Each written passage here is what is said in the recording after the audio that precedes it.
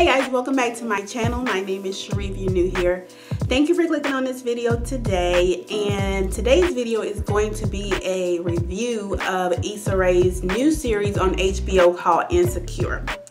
Now, initially, I wasn't sure whether I was going to make a video on this or not, because when I first saw it, I was like, okay. And I'll give you those reasons in a few minutes. But so yeah, we're now up to episode 3. If you don't know who Issa Rae is, she started out here on YouTube.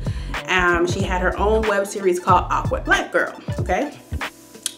So yeah, I'm going to review that and give my feedback on some of my thoughts from episode 3. If you would like to see that, then definitely stay tuned. Okay, so as I was saying, when I first heard that Issa Rae was getting a new show on HBO, I was very excited because I know she creates great content.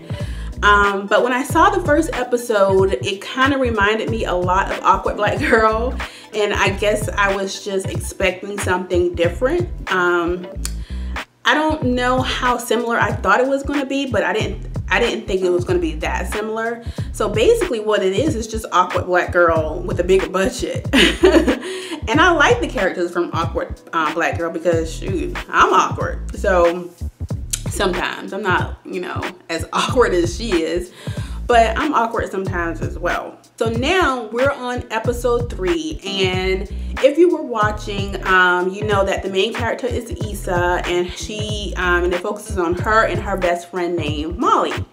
So Molly is kind of the corporate type. She's a lawyer, so she works in this big corporate job. She wears all of these expensive clothes and hair and whatnot. And Issa is still like just in her, as she did in the web series, she's still working at the nonprofit, and she's working with all white colleagues, which is very stressful.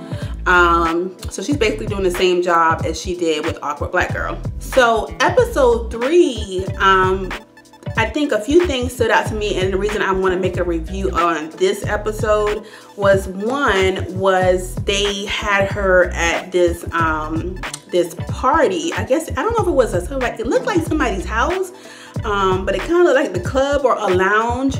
So I don't know where it was, but they were in there, and it had what kind of been a restaurant, because it had like the alpha stuff, and like I think the host was like an AKA, and it was kind of like this bougie event. And I was mad because they made it bougie, because I'm an AKA as well, and you know the stereotype that goes along with that. So I was mad that they, you know, was trying to play us out like that, but I digress.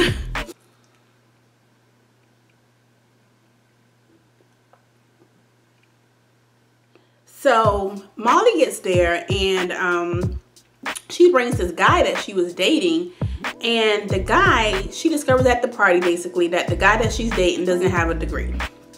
Okay, so that kind of hit a nerve for me. Well, not a nerve, because once when I was younger, I was like, I would prefer to date a guy with a degree, but as I've gotten older and wiser, I kind of learned that degree does not always mean better character. It doesn't mean that the guy is going to treat you better, or even provide for you better things. I'm willing to date guys now without degrees. My only hang up is still truck drivers. For some reason, I don't know. It's just, I've had bad experiences with any guy that I met that was a truck driver. I cannot. That's something I have to get over. So I was starting to judge Molly for that, because as we go throughout the program, we see that she gets into this special dating app where it matches people who are of a certain pedigree, and she gets into it because there's a wait list for this thing. It's like match for people with degrees and whatever. So she was on the wait list, she got in, and when she gets in, she kind of like friend zones or just completely dissed the guy that, you know, she was dating without a degree. So, you know, I was about to judge her for that. But then I was like, Sheree, you don't date truck drivers. So you're kind of doing the same thing. So I kind of had to self-reflect on it, and I was like, hey, you can't judge her for that because you're basically doing the same thing. But maybe one day I'll get over it. You know, the Lord works in mysterious ways. And the one thing that I don't like is, you know, but I pray it's not a truck driver. The second thing that stood out to me on episode 3 was the Molly was at work. Like I said, she's an attorney, and there's a new black girl, a black woman that joins her firm. Now Molly's firm is mostly white people, okay? It's just mostly white people. I work with all white people. Most I won't say all, mostly white people, and mostly white women, okay? And I'm not even gonna go into that. So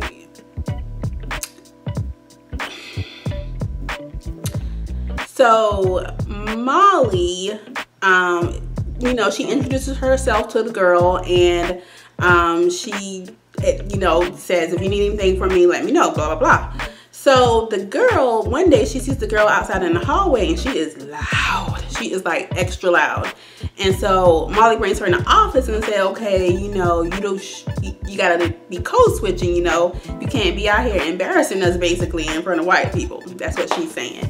And if you don't know what code switching is basically how you basically put on a mask when you're at work and you don't really show who you truly are, versus when you're like around your family or friends. And I think I code switched to a certain degree because I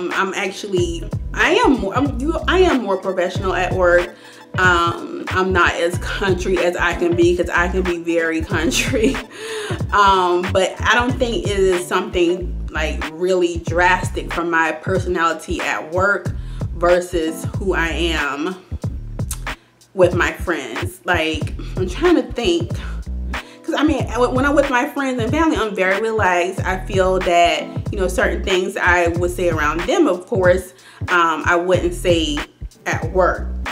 But my personality in general is not like flamboyant where I'm just, you know, Shaniqua at home and this Cherie at work.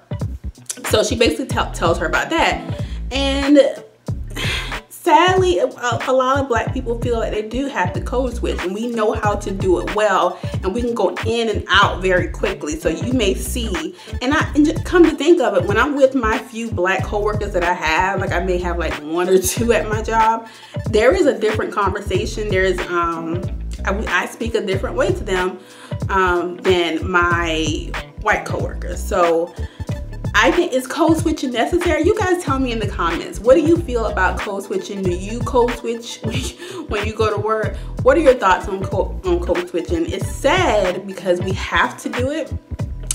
We can't really be ourselves per se at work. So that part is kind of sad that we have to do that. But it's just part of the game. If you want to work for somebody else, then that's what it is. If you don't want to code switch, that's when you got to start creating our own, and then you can act however you want at your own job that you created, right? So yeah, so I thought that was an interesting part that they showed that on the show. So yeah, overall I think the show is very good. I would have liked for it to have been an hour because I feel like it's just getting started and then it goes off. It's only 30 minutes, but hey, we take what we can get for right now. But I'm very proud of her. She is very inspiring to us people who are on YouTube. That she has opportunities that have come from her being on YouTube. So big props up to you, Issa Rae. And I'm looking forward to seeing more episodes of I'm about to say Awkward Black Girl, of Insecure. Now I don't know if I'm going to review every episode, because like for the first 2 episodes I was like I didn't really have like something that jumped out to me. If you guys would like to see more reviews of Insecure, let me know in the comments below. And a shout out to all of my new subscribers who have subscribed to my channel, my giveaway is on Friday. It ends on Friday. So if you have not entered that yet, it is still time. You have like 2 days left. I'm hoping to get this up tonight. Like I'm still in my work clothes, so that's why I look kind of a hot mess. But click this link up here and enter so you can get the details on the giveaway. Like I said, that ends on October 28th. So I'm gonna go ahead and take off my wig and relax, because like I said, I have just gotten home from work and I want to get this video up tonight and go ahead and film it. So as always, you guys be blessed, and I will see you guys in the next one. Bye guys.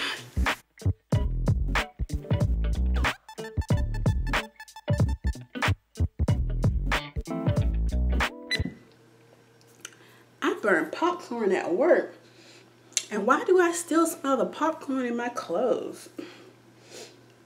Ugh. Yeah, all right, gotta go.